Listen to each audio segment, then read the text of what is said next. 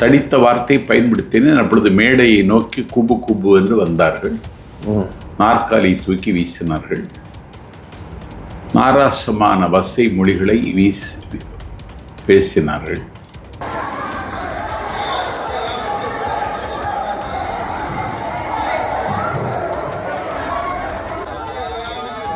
இப்படி ஒரு கொலைவெறி தாக்குதல் அன்றைக்கு நடந்தது. குளித்தலையில் நடந்தது, பத்தலக்குண்டில் நடந்தது. தாம்பரம் பேசிவிட்டு சந்திப்பில் மலைக்கோட்டை எக்ஸ்பிரஸ் பிடிக்க போகிறேன், அந்த இடத்தில் என்னை தாக்க வந்தார்கள்.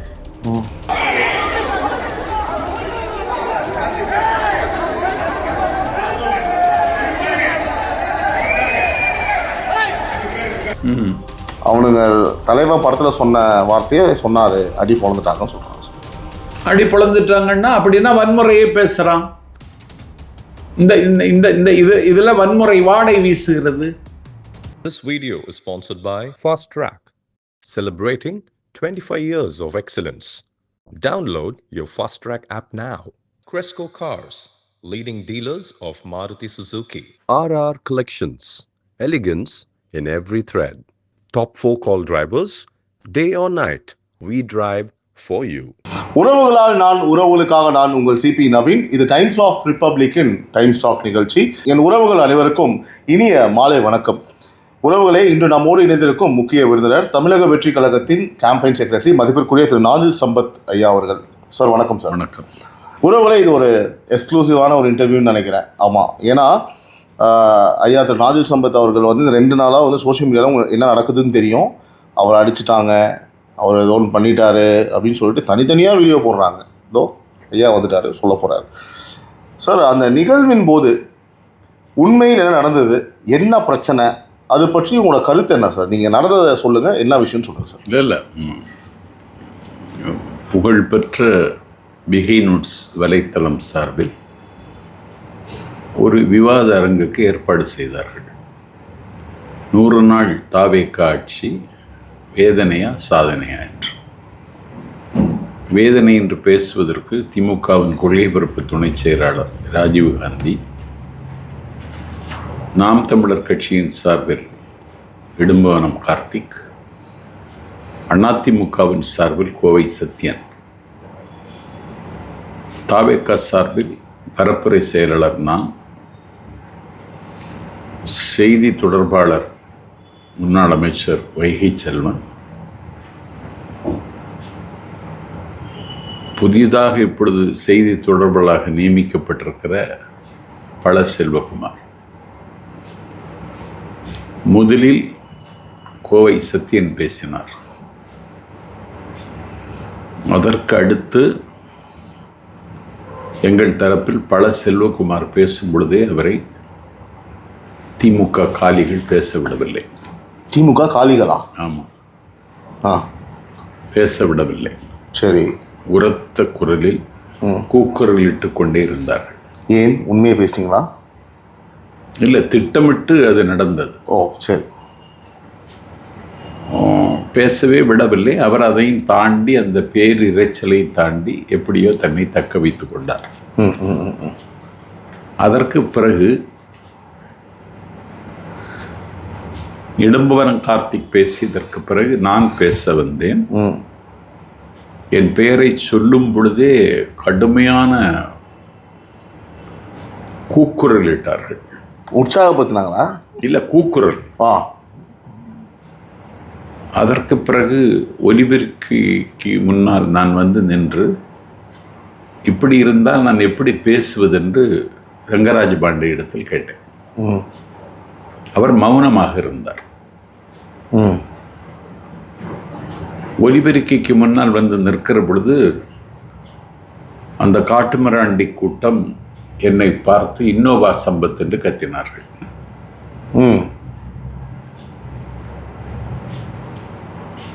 நான் அம்மா அவர்கள் முதல்வராக இருந்த காலத்தில், சம்பத், நீங்கள் ரயில்வே ஸ்டேஷன் பஸ் ஸ்டாண்டில் எல்லாம் போய் நிற்கக்கூடாது. கட்சியினுடைய பிரபகண்டா விங் செக்ரட்டரி, தமிழ்நாட்டினுடைய A1 நம்பர் 1 ஆரேட்டர், பஸ் ஸ்டாண்டில் ரயில்வே ஸ்டேஷனில் போய் நிற்கக்கூடாது, உங்களுக்கு ஒரு கார் தரேன் பயணிக்கிறதுக்குன்னு ஒரு கார் தந்தாங்க, இன்னோவா கார். கார் தந்தார்கள், நான் பயணித்தேன். அதை என்னுடைய சொந்த தேவைக்கு ஒரு நாள் கூட எடுத்துக்கொண்டதில்லை. அதிமுகவில் இனி போதும் என்று நான் வெளியேற போன பொழுது காரை ஒப்படைத்துவிட்டு நான் வந்தேன். இப்படி ஒரு அறம் சார்ந்த வாழ்க்கை வாழுகிற நான், ஆதாயத்தை எதிர்பார்க்காமல் வாழுகிற நான், பொது வாழ்வில் என்னை ஒருவர் பின்பற்ற வேண்டும் என்று கருதி முறையாக வாழ்கிற என்னை இன்னோவா சம்பத் என்று சொன்ன பொழுது எனக்கு ஆத்திரமும் கோபமும் வந்தது.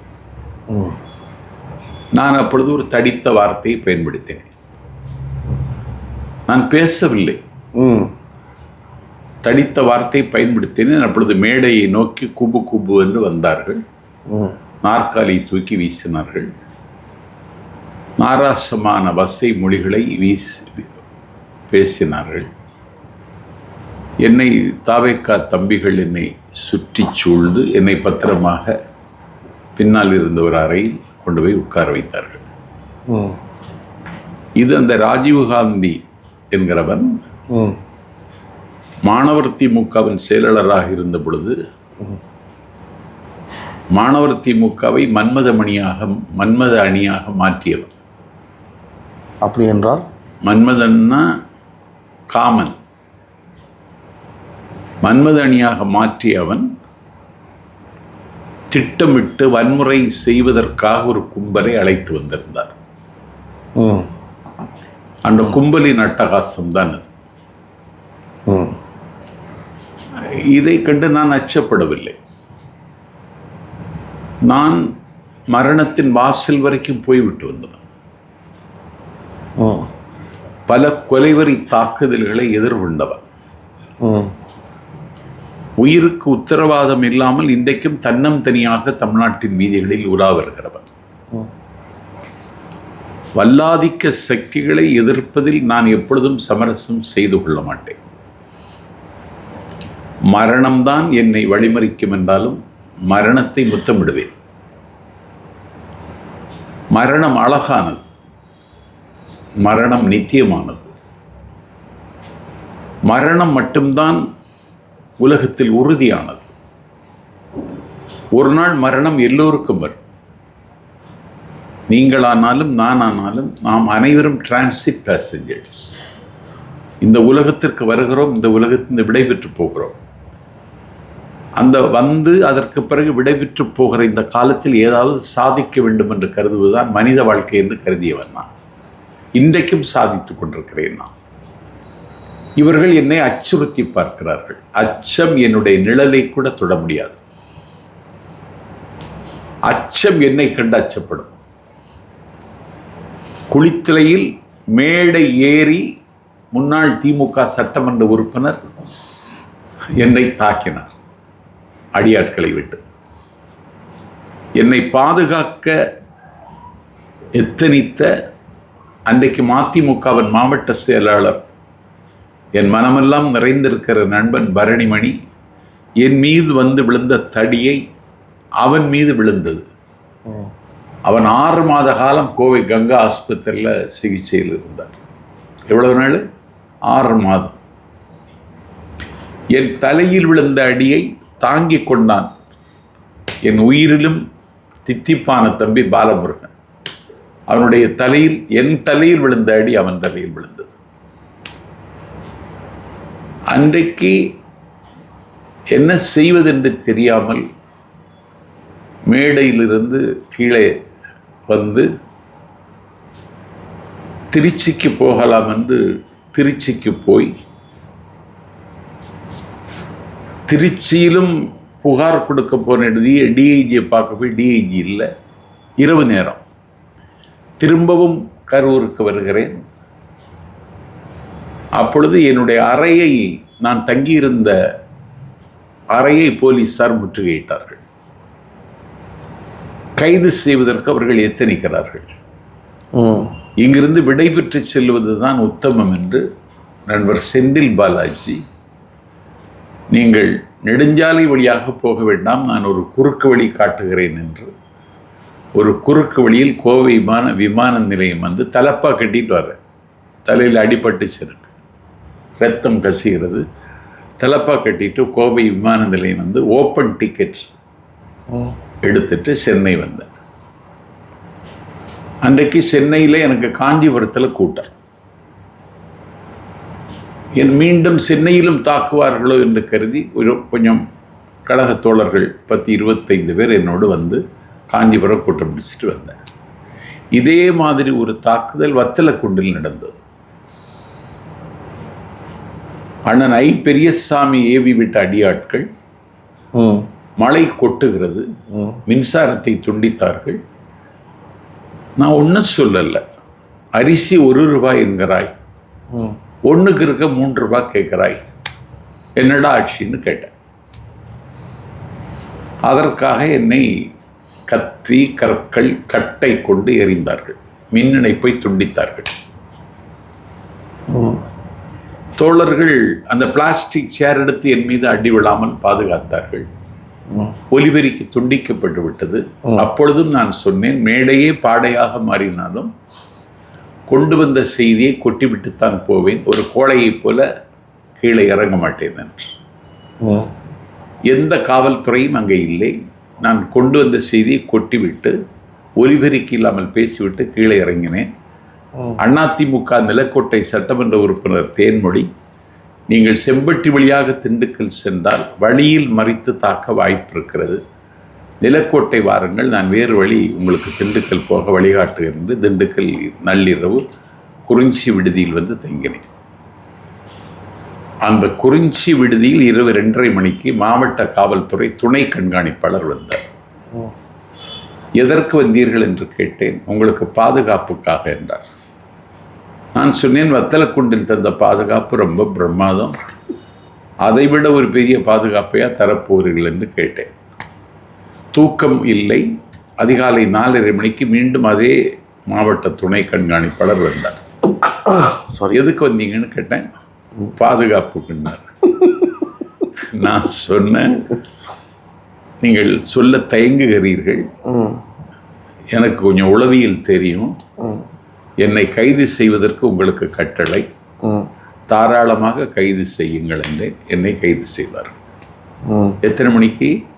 விடியற்காலை 4:30 மணிக்கு. ஆனால் இரவே அவர் கைது செய்து தான் வந்து. ஆமாம், அப்போதும் அதுக்கு தான் வந்தாங்க. கைது செய்து நிலக்கோட்டை குற்றவியல் நடுவர் மன்றத்தினுடைய நீதிபதி கருணாநிதி முன்னிலையில் என்னை ஆஜர்படுத்தி 15 நாள் ரிமாண்ட், 7 மணிக்கு மதுரை மத்திய சிறைச்சாலையில் அடைக்கப்பட்டது. ஓ, ரிமாண்டே பண்ணிட்டாங்களா? ரிமாண்ட் பண்ணிட்டாங்க. இது அந்த 1 ரூபா இருக்கா? ஆமாம். 10 மணிக்கு அண்ணன் வைகோ அவர்கள் என்னை பார்க்க வந்தார்கள். பார்த்துவிட்டு அவர் 10:30 மணிக்கு புறப்பட்டார். நான் என்னை அடைத்திருந்த கொட்டிலுக்கு போலீஸ் பாதுகாப்போடு நான் போய்கொண்டிருக்கிறேன், சிறை காவலர்களோடு. திமுகவை சார்ந்த அட்டாக் பாண்டி என்கிற ரவுடி என்னை தாக்கினார் சிறைச்சாலைக்குள்ள. உள்ளேவா? ஆமாம். நான் கீழே விழுந்துட்டேன். விழுந்ததும் எழுந்தேன்.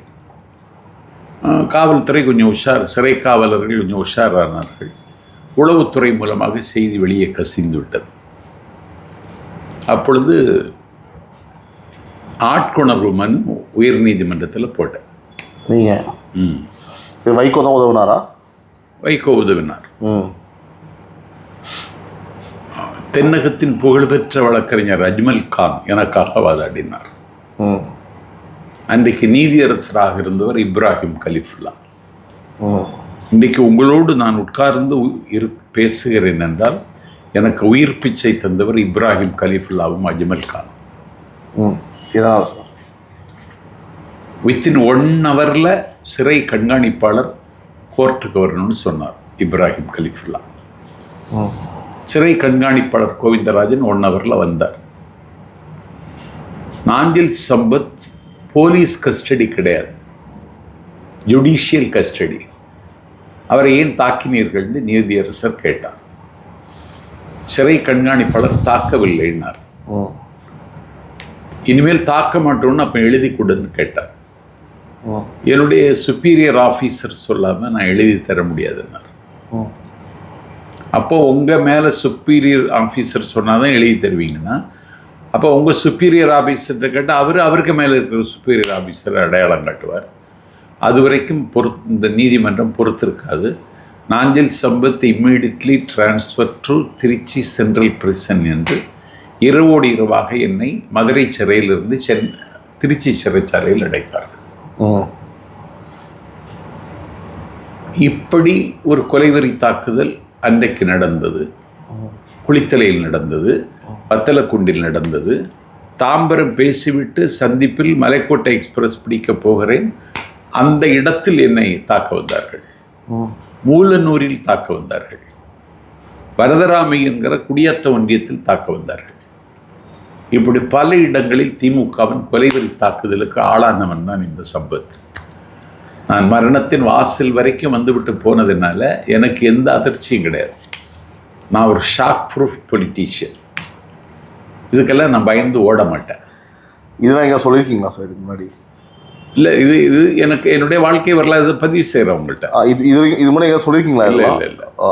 அப்போ என்ன செய்யுது, அப்படியே வந்தாங்க, தாக்கு வந்தாங்க, பிறகு போனாங்க. இது அவர்களுடைய குணம். யாருடைய குணம்? திமுகவின் குணம். இது இன்னும் தாக்க வாய்ப்பு இருக்கிறது அப்படின்லாம் எனக்கு என்னை நேசிக்கிற தம்பிகள் சொல்லுவான். நான் சொன்னேன் அதெல்லாம் ஒன்றும் இல்லை, பார்த்துக்கிடலாம் அப்படின்னு சொல்லிட்டு நான் பயணிக்கிறேன். சார் ஒரே ஒரு கேள்வி சார். அந்த இடத்துல நீங்கள் சொன்னீங்க நான் ஒரு வார்த்தை சொல்லிட்டேன்னு சொல்லிட்டு, அதுக்கு நீங்கள் வருந்தீங்களா சார்? நீங்கள் வருத்தப்படுறீங்களா? இல்லை, நான் அதற்கு பிகை நுட்சலையே வருத்தம் தெரிவித்தேன். ஓகே, உங்களுக்கு அது உங்களை காயப்படுத்தி இருந்தால் அதற்கு நான் வருத்தம் தெரிவித்துக் கொள்கிறேன்னு சொன்னேன். அங்கேயே நீங்கள் வருத்தம் தெரிவிச்சிட்டீங்க. ஆமாம் சார். நான் அந்த வீடியோவில் வந்து ஒரு பிட்ஸ் அண்ட் பீசஸாக தான் காமிச்சாங்க சார். அதாவது அங்கேயும் இங்கேயுமாக தான் எனக்கு தெரிஞ்சுது. அது முழுமையாக இன்னும் வரலன்னு நினைக்கிறேன் சார். அதில் சேரை தூக்கி அடிக்கிறாங்க. ஒரு கும்பல் அப்படியே பாயுது. முன்னாடி ஒரு 10-15 பேர் பவுன்சர்ஸ் வந்துட்டாங்க, ஆட்கள்லாம் வந்துட்டாங்களே சார். நீங்கள் எந்திரிக்க கூட இல்லை சார் சேரில், அப்படியே ஒரு நவுறாமல் அப்படியே உட்காந்துருக்கீங்களே சார். இல்லை, அச்சம், அதான் சொன்னேன்ல, அச்சம் என்னை கண்டு அச்சப்படும். நான் எதுக்கும் அச்சப்பட மாட்டேன். அப்படியே உட்காந்துருக்கீங்க சார். ஆமாம், அச்சப்படலை, உட்கார்ந்துருக்கேன். இந்திரா காந்தி அம்மையாருக்கு ஜவஹர்லால் நேரு சிறையில் இருந்து எழுதிய கடிதம் என்னது தெரியுமா? அச்சப்படாதே, அச்சப்படாமல் வாழ்ந்தால் எல்லாம் உனக்கு கிடைக்கும். அது சின்ன வயசில் படித்தது சார். இப்போது இந்த விஷயத்தை பேஸ் பண்ணி சார் நிறைய பேர் வீடியோ போட்டிருந்தாங்கன்னு சொன்னேன் இல்லையா? அதில் இருந்து ஒரு முக்கியமான 5 கமெண்ட் நான் எடுத்து வச்சுருக்கேன் சார். சரிங்களா? அந்த 5 கமெண்ட் நான் ஒவ்வொன்றா படிக்கிறேன் சார். இதை பற்றி உங்களுடைய கருத்து நீங்கள் சொல்லுங்கள் சார். ஃபஸ்ட்டு ஒருத்தர் கமெண்ட் போட்டிருக்காரு, இப்படி தான் உடனுக்குடன் தக்க பதிலடி திமுகவினர் மற்றும் திமுகவை ஆதரிக்கும் அனைவரும் ஒன்று சேர்ந்து இவனுங்க எல்லாத்தையுமே பேசவே விடாமல் பண்ணணும். அதான் அவங்க நோக்கம். இதுதான் அவங்களுக்கு ஆசை. இவங்க தான் கருத்து சுதந்திரத்தை பற்றி கத்துறாங்க.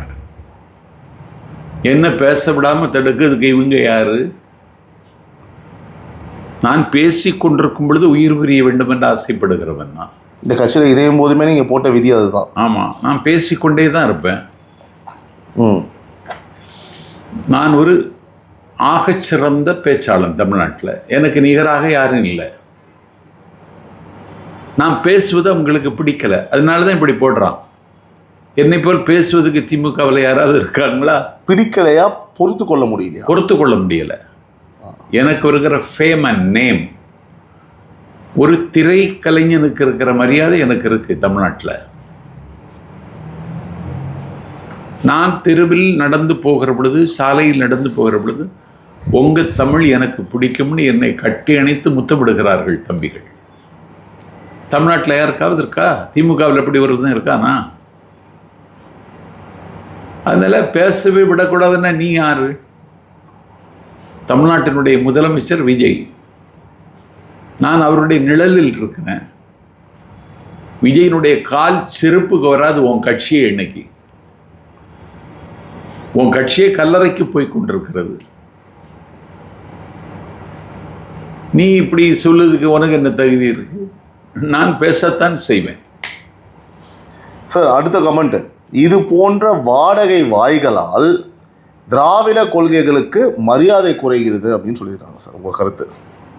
இல்லை, வாடகை வாய் யாரு?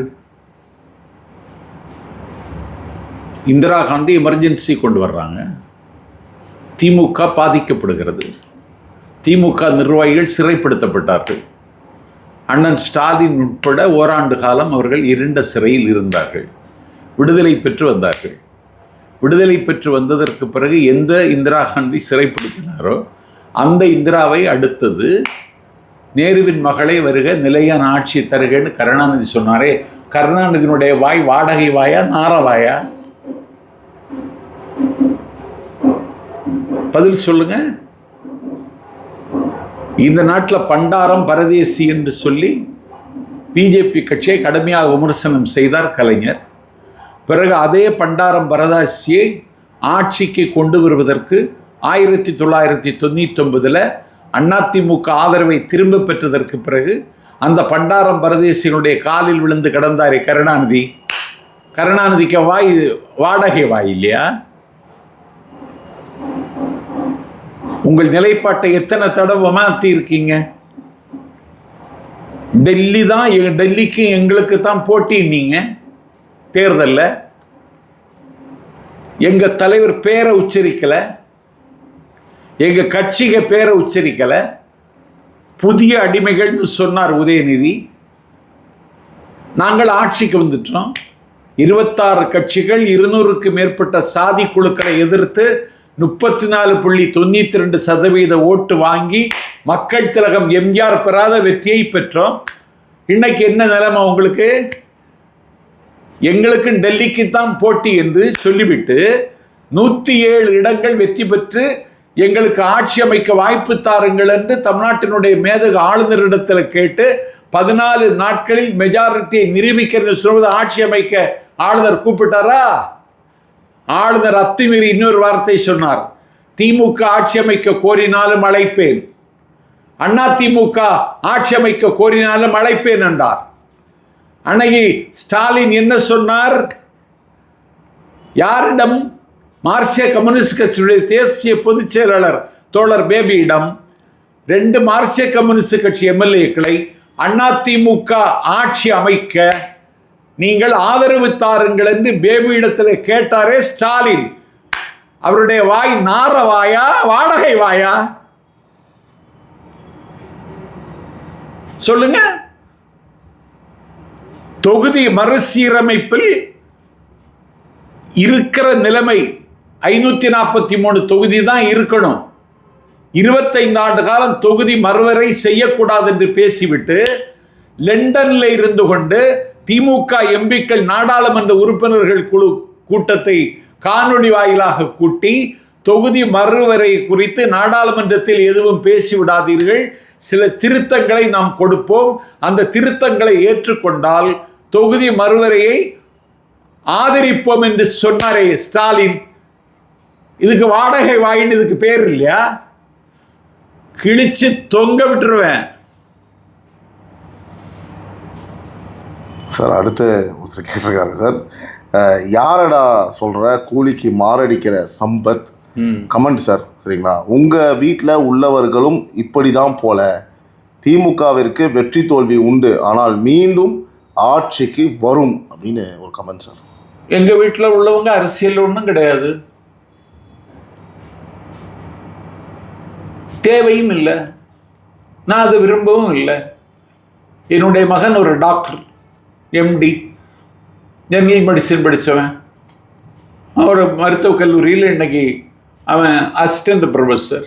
என்னுடைய மகள் ஒரு நேச்சுரோபதி டாக்டர். உங்கள் வீட்டில் என்ன நிலைமை? உங்கள் வீடு யோக்கியதை சொல்லவா? யோக்கியதை சொல்லலாமா? மீண்டும் ஆட்சிக்கு வருவீங்களா? திமுக காட்சி பொருளாக இருக்குமே தவிர ஆட்சிக்கு வர்ற நாள் வராது. வாய்ப்பே இல்லையா சார்? வாய்ப்பே கிடையாது. நீல வானம் இடி இடித்து கிழிந்தாலும் பொதிகளுதை மெட்டமைத்து பாடினாலும், ஓலமிடும் கடல் ஊமை ஆனாலும், கூவம் பாவத்தை போக்கினாலும், கள்ளிப்பால் கண்ணோயை நீக்கினாலும் திமுக ஆட்சிக்கு வராது. சார் அடுத்து வந்து பார்த்தீங்கன்னா, அவனுங்க தலைமை படத்தில் சொன்ன வார்த்தையை சொன்னார், அடி பொழந்துட்டாங்க அப்படின்னு சொல்லி இவ்வளோதான் சார் கமெண்ட்டு. அதாவது உங்களுக்கு புரியுதா சார்? சிஎம் விஜய் சார் சொல்லி சொல்கிறாங்க, அவனுங்க தலைவன் படத்தில் சொன்ன வார்த்தையை சொன்னார், அடி பொழந்துட்டாங்கன்னு சொல்கிறாங்க சார். அடி பொழந்துட்டாங்கன்னா அப்படின்னா வன்முறையே பேசுகிறான். இந்த இந்த இந்த இது இதில் வன்முறை வாடை வீசுகிறது. இது ஒரு வன்முறை கட்சி. இந்த நாட்டில் வன்முறை தான் உங்களுக்கு வாழ்க்கை முறை. பெரம்பலூரில் சாதி பாட்சாவை கொண்டது யார்? அண்ணா நகர் ரமேஷை கொண்டது யார்? உங்களுக்கு இதனோட தொழில் உங்கள் கட்சிக்கு. அடி பொழந்துட்டா நான் செத்துருவேனா? சாவிட்டும், நான் சாவின் மடியில் விழுதுக்கு தயார். இந்த மிரட்டல் உருட்டல் எல்லாம் என்கிட்ட நடக்காது. நான் பாஷாணத்தில் புழுத்த புழு. சார் இறுதியாக ஒரு கேள்வி சார். நானும் போனேன். ஃபஸ்ட்டு சத்தமாக பேசுன்னு சொன்னாங்க. அடுத்து வந்து பார்த்தீங்கன்னா ஏதோ சம்பத்துன்னு சொன்னதும், அதான் ஏதோ சம்பத்தில் குறிப்பில்லை மரியாதை கருதி சொன்னதும் அவர் கெட்ட வார்த்தை பேசிட்டார். நீங்கள் வருத்தம் தெரிவித்து தான் சொன்னீங்க, அதை சொல்கிறாரு அவர். டிவிகேமான நாங்களும் அவர் பேசியது கண்டனத்துக்குரியதுன்னு சொன்னீங்க, அது நீங்கள் வருத்தம் தெரிவிச்சிட்டிங்க, அதை முடிஞ்சிச்சு. ஸ்டார்டிங்கில் கொஞ்சம் பேர் தான் இருந்தாங்க, முன்னாள் கவுன்சிலரும் அங்கே இருந்தார்.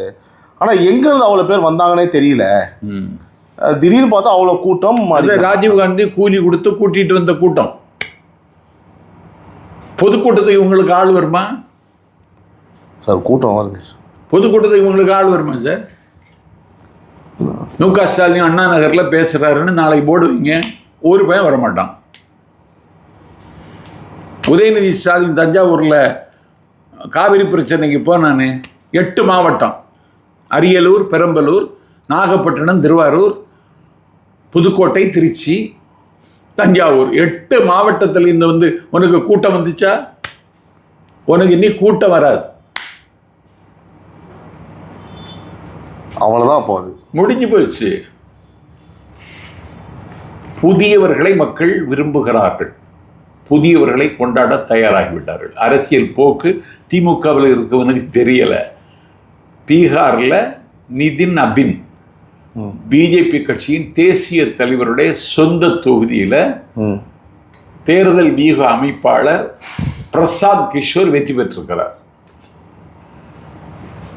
இதுதான் இனிமேல் அரசியல். திமுக எல்லாம் காட்சி பொருளாகிவிடும். வண்டலூர் மிருக காட்சி சாலையில் கொண்டு வைக்க மாதிரி வைக்க வேண்டியதுதான்.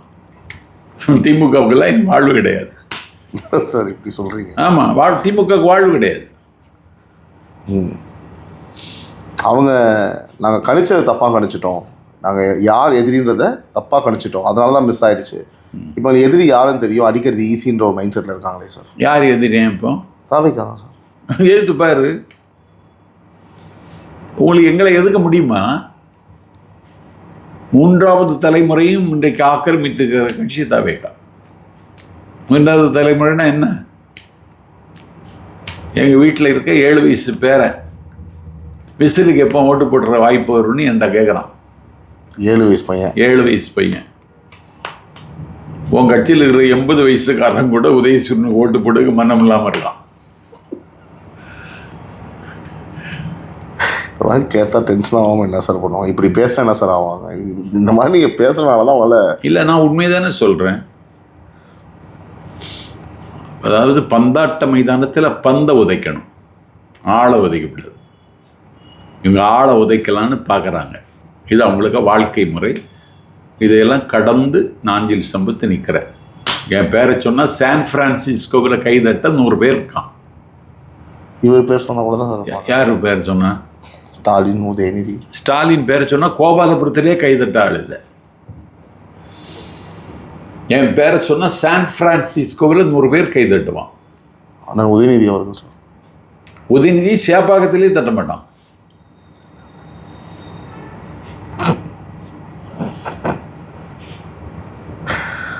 ஜெயிச்சிருக்கார் சார். அதான் ஒரு இன்னும் ஒரு 5 நாள் இருந்திருந்தா தோக்கடிச்சிருப்போம். Just miss. ஆமாம், காங்கிரஸ்ல இருந்து வந்த ஒரு ஆளை பிடிச்சி விட்டோம். அந்த தொகுதியில் ஒரு தம்பியை விட்டுறதா காலி பண்ணியிருப்போம். சார், ஆரம்பத்தில் தம்பி விஜய்னு பாசமாக பேசிட்டு இப்போது தாவேகாவோட வளர்ச்சியை பார்த்துட்டு தினமும் மேடைகளில் விஜய் சீமான் வந்து வம்புக்கு இருக்கிறதுக்கு பின்னாடி என்ன அரசியல் சுயநலம் இருக்குன்னு நீங்கள் நினைக்கிறீங்க? உங்களுடைய சிஎம் அவர்களை சீமான் பற்றியான சீமானா என்ன சார் கேள்வி கேட்டது? எங்கள் தலைவருடைய வருகையும் வளர்ச்சியும் இன்றைக்கு நாம் தமிழர் கட்சிக்கு பாடை கட்டிட்டார் எங்கள் தலைவர். அதனால அவன் பேசுகிறான்.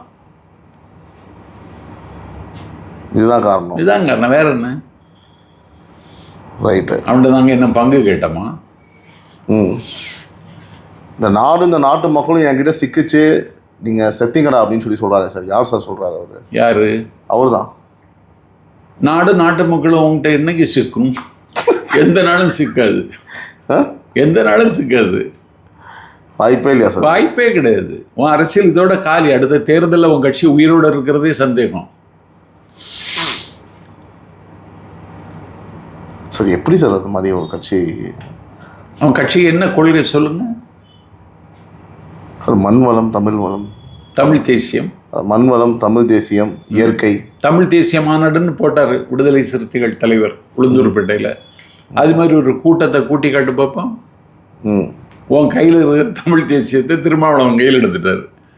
சார், அந்த கூட்டத்தை பார்த்தீங்களா சார்? ஆமாம், இது மாதிரி ஒரு கூட்டத்தை ஒன்றால் கூட்ட முடியுமா? உனக்கு இறுதி ஊர்வலத்து கூட இவ்வளோ ஆள் வராது சார். ஏன் சார் எப்படி அப்படி சொல்கிறேன்னா? அப்படி ஒரு கூட்டத்தை ஒன்றால் கூட்ட முடியுமா?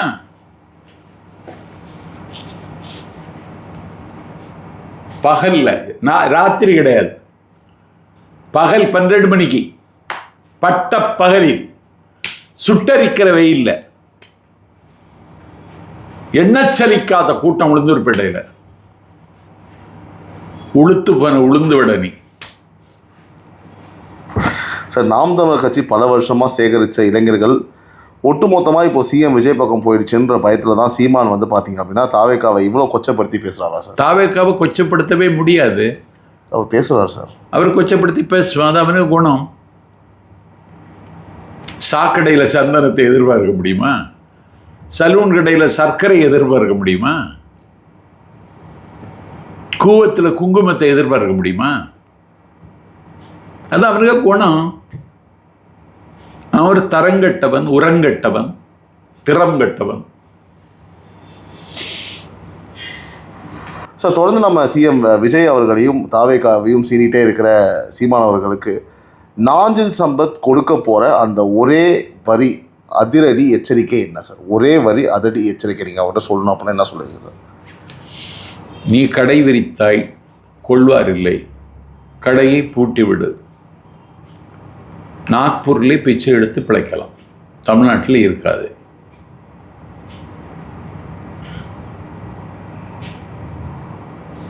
சமீபத்தில் சட்டமன்றத்தில் சார், இப்போது இன்னைக்கு சங்கி அமைச்சர், பாத்ரூம் தலைவர், இன்றைக்கி நடந்தது சார். இது போன்ற தனிநபர் விமர்சனங்கள் வந்து பார்த்திங்கன்னா அந்த வரைமோதல் முற்றுகை இருக்குல்ல, ரொம்ப ஒரு மாதிரி முட்டிக்கிச்சு சார்.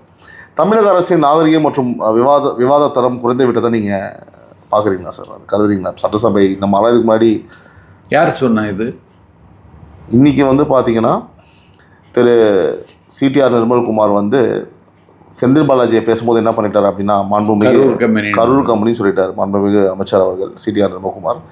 அதுக்கு உடனே வந்து சொல்லிவிட்டு இல்லை திருத்திக்கிறேன்னு சொல்லிட்டு இல்லை அப்படின்னு சொல்லி மாற்றிட்டார். உடனே எதிர்க்கட்சி தலைவர் இருந்துச்சு என்ன பண்ணார், சங்கி அமைச்சர் அப்படின்னு சொல்லிட்டு இல்லை அப்படின்னு சொல்லிட்டு இவர் ஸ்டைல்லேயே அவர் ஒரு பதில் கொடுத்தார். உடனே அமைச்சர் சிடிஆர் நிர்மல்குமார் எழுந்திரிச்சு வந்து பார்த்தீங்கன்னா பாத்ரூமில் 3 மணி நேரமாக உட்காந்துருந்த எதிர்க்கட்சி தலைவர் நான் சொல்லட்டுமா அப்படின்னு சொல்லி 3 வாட்டி அதை கேட்டார். ஸோ இந்த மாதிரி விவாதங்கள்லாம் வந்து லைவ் போகும்போது இது நீங்கள் எப்படி பார்க்க? நல்லா இல்லை, விவாதங்கள் ஆரோக்கியமாக இருக்க வேண்டும். ஓகே, இது உங்களுடைய கருத்து. கண்டிப்பாக வந்து ஒரு சட்டசபைக்குள்ளே இதெல்லாம் நம்ம ஓகே சார், ரைட் சார். எதிர்க்கட்சி தலைவராக இருக்கும் உதயநிதி ஸ்டாலின் மீதான இந்த வகையான தொடர் சர்ச்சைகள் சார் விதமாக வந்துக்கிட்டே இருக்குது. திமுக இளைஞரணி மற்றும் தொண்டர்கள் மத்தியில் என்ன மாதிரியான ஒரு தாக்கத்தை ஏற்படுத்தும் சார்? இது என்ன மைண்ட் செட்டில் அவங்க இருப்பாங்க இந்த மாதிரிலாம் விஷயங்கள்? திமுக தொண்டர்கள்லாம் சோர்ந்துட்டாங்க, ரொம்ப சோர்ந்துட்டாங்க. இனி மீண்டு வர முடியுங்கிற நம்பிக்கை அவங்களுக்கே இல்லை. உதயநிதி மேலே ஒரு நம்பிக்கை இல்லையா சார்? அப்போ இல்லை. அவர் மீட்டெடுத்து வரமாட்டாருங்களா சார்? மீண்டெழுந்து வர முடியாது. அந்த கட்சிக்கு இன்னி தலைமை தாங்கணும்னா கனிமொழி தான். ஆமாம், அது நீங்கள் சொல்லிகிட்டே இருக்கீங்க தொடர்ந்து. ஆமாம், உதயநிதினால வாய்ப்பே கிடையாது. அது கிடையாது. ரைட்டு. இப்போ நம்ம உதயநிதி ஸ்டாலின் மீது பெண்கள் வன்கொடுமை தடுப்பு சட்டம் வந்து பார்த்தீங்கன்னா அப்படின்னா மற்றும் ஐடி சட்டம் உட்பட 9 பிரிவுகளின் கீழ் வந்து வழக்கு பதிவு வந்து செய்யப்பட்டுள்ளது. ஒரு மேடை பேச்சுக்கு இவ்வளோ கடுமையான சட்டப்பிரிவுகள் வந்து சுமத்தப்பட்டது வந்து பார்த்தீங்கன்னா ஓகேவா சார்? இது வந்து பழிவாங்கும் நடவடிக்கையா அல்லது? இதே மேடை பேச்சுக்காக நாஞ்சில் சம்பத் மேலே தேசிய பாதுகாப்பு சட்டம் போட்டது கருணாநிதி. என்ன சட்டம்? தேசிய பாதுகாப்பு சட்டம். இதே மேடை பேச்சுக்காக 1991 ஜனவரி 25 விருதுநகர் தேசபந்து மைதானத்தில் பேசியதற்கு 124A தேச விரோத சட்டம் மேல. தேச விரோத சட்டம்? ஆமாம், 124A. கலைஞர் போட்ட தேசிய பாதுகாப்பு சட்டம். தேசிய பாதுகாப்பு சட்டமே போடுவீங்க, இப்படி போடக்கூடாதா?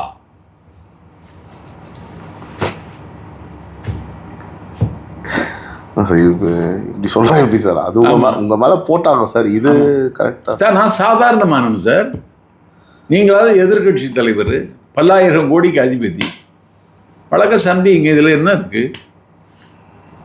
வழக்கை சந்தித்து விடுவிச்சு பாருங்க. நீங்கள் வழக்கில் சந்தித்து நீங்கள் வழக்கில் இருந்து விடுபட்டு நீங்கள் குற்றமற்றவர் என்று நிரூபித்து வர வேண்டும் என்பதுதான் என்னுடைய வேண்டுகோளும் பிரார்த்தனை. அவர் தண்டிக்கப்பட வேண்டும், கண்டிக்கப்பட வேண்டும் என்று நான் விரும்பலை. அவர் மீது எப்படியாவது வந்துடணும். ஆமாம், இதான் உங்கள் பிரார்த்தனை. ஆமாம். சரி சார். சார், திமுக தகவல் தொழில்நுட்ப அணியும் அதாவது ஐடி விங் இதில் வந்து சேர்க்கப்பட்டுள்ளது சார். அவங்களும் இந்த கேஸில் இருக்காங்க. சோஷியல் மீடியா காலத்து அரசியலை எதிர்கொள்ள திமுக வந்து தடுமாறுதா சார்? இப்போ தடுமாறுறாங்க. அதுலேயும் அவங்களால ஒன்றும் பெருசாக இல்லைன்னா என் மேலே எதுக்கு தாக்குதல் நடத்துகிறாங்க? தடுமாறுறது நான் தான் சார். அதாவது வந்து பார்த்தீங்கன்னா திரு சாட்டை துரைமுருகன் அவர்கள், சரிங்களா, உங்களை வந்து நாஞ்சில் சம்பத் வர்சஸ் சாட்டை துரைமுருகன் பேசுறதுக்கு 1 to 1 தயாரா அப்படின்னு பேசுறதுக்கு சார்? அதாவது விவாத மேடை 1 to 1, ஒரே மேடையில் விவாதம். நான் என்ன கேட்குறேன்,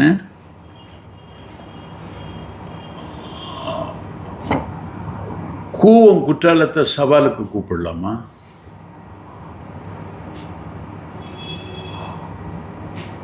கோட்டான் கோலமயிலை சவாலுக்கு கூப்பிடலாமா? நான் கோலமயில், நான் குற்றாலம். நான் 2.5 கோடி உறுப்பினர்கள் உள்ள தென்னிந்தியாவின் மிகப்பெரிய கட்சியினுடைய கேம்பெயின் செக்ரட்டரி.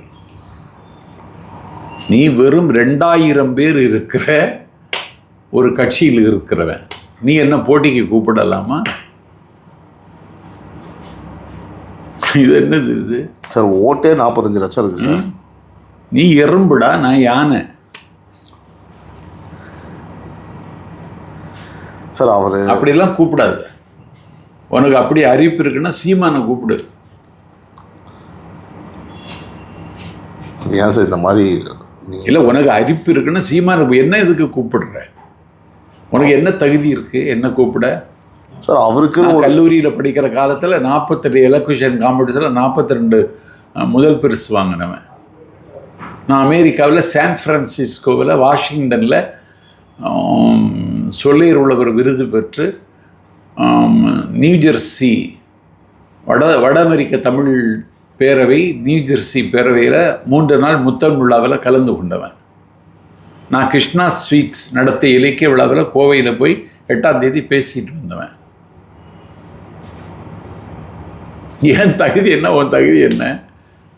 நான் பல்கலைக்கழகத்தினுடைய மைய மண்டபத்தில் பேசுகிறவன். நான் 13 நாள் பெரிய புராணம் பேசி விருது பெற்றவன். தாமர சபை அறக்கட்டளையிடம் விருது பெற்றவன். நான் 10 நாள் திருமுதுகுன்றத்தில் சிலப்பதிகாரம் பேசி அண்ணாமலை பல்கலைக்கழகத்தில் இலக்கிய சித்தர் விருது பெற்றவன். நீ ஒரு சாக்கடை, நீ ஒரு பண்ணி, என்ன சவாலுக்கு சார் கூப்பிடுறதா? ஏன் சார் இப்படி நாகரிகமாக? அதான் கேட்குறேன். நீ என்ன எப்படிடா சவாலுக்கு கூப்பிடலாம்? சார் அவருக்குன்னு ஒரு பார்வையாளர் இருக்காங்க, அவர் பேச ஒரு 5 லட்சம் பேர் பார்க்குறாங்க, ரசிக்கிறாங்க, அவருக்கும் ஒரு கூட்டம் இருக்குது அது சார். ரசிக்கிறது இல்லை, பார்க்கறது. ம் பார்க்கறதுங்க, பார்க்கறதுக்கும் ரசிக்கிறதுக்கும் வித்தியாசம் தெரியாதா? சும்மா எல்லாரும் சோஷியல் மீடியாவை பார்த்துங்க, அதுலேயும் பார்க்குறாங்க, அவ்வளோதான். வேற என்ன இருக்குது? உன்ட்ட என்ன இருக்குது? 20 லட்சம் ஃபாலோவர்ஸ் வச்சுருக்காரு சார் யூடியூப்பில். அதுதான் 20 லட்சம் பேரும் என்ன செய்வாங்க? இல்லை அவர் வீடியோக்காக வெயிட் பண்ணி பார்க்குறாங்க சார். அவர் ஆமா. சொன்ன கருத்தையும் கேட்குறாங்க. ஆமாம், கேட்பாங்க, சீக்கிரம் கேட்பாங்க. இல்லை சார், அது சீக்கிரம் கேட்பாங்க. கடையை மூடுப்பீங்கல்ல, அப்போ கேட்பாங்க. எனக்கு ஒன்றும் புரியல சார். உங்களுக்கு தனிப்பட்ட கோவமா சார் அவர் மீது? இல்லை இல்லை இல்லை, நான் யார் மேலேயும் பகை பாராட்டுறதில்ல.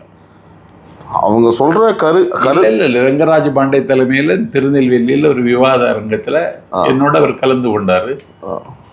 எனக்கு தொண்டையில் கொஞ்சம் பேச தடை வந்த பொழுது தண்ணீர் எடுத்து தந்தார், வாங்கி குடிச்சுக்கிட்டா நலமாக இருக்கீங்களான்னு கேட்டேன். அரசியலுக்காக தாவேக்கா மீது கொண்ட பொறாமையினாலும் பொல்லாங்கினாலும் இந்த தாவேக்காவை இந்த பையன் தாங்கி பிடிக்கிறாங்கிற ஆத்திரத்தில் என் மேலே வர்றது, வேற ஒன்றும் இல்லை. அதாவது தனிப்பட்ட முறையில் யார் மேலேயும் எந்த ஒரு எனக்கு அப்படியெல்லாம் ஒன்றும் கிடையாது. அரசியல் சார்ந்து அவங்க என்ன பேசுவாங்களோ அது நீங்கள் பதில் கொடுத்து தான் ஆகணும். பதில் கொடுப்பேன். சார் பல்வேறு விஷயங்களை நம்மோட பகிர்ந்து மிக்க நன்றி sir. This video is sponsored by Fast Track, celebrating 25 years of excellence. Download your Fast Track app now. Cresco Cars, leading dealers of Maruti Suzuki. RR Collections, elegance in every thread. Top 4 call drivers, day or night, we drive for you.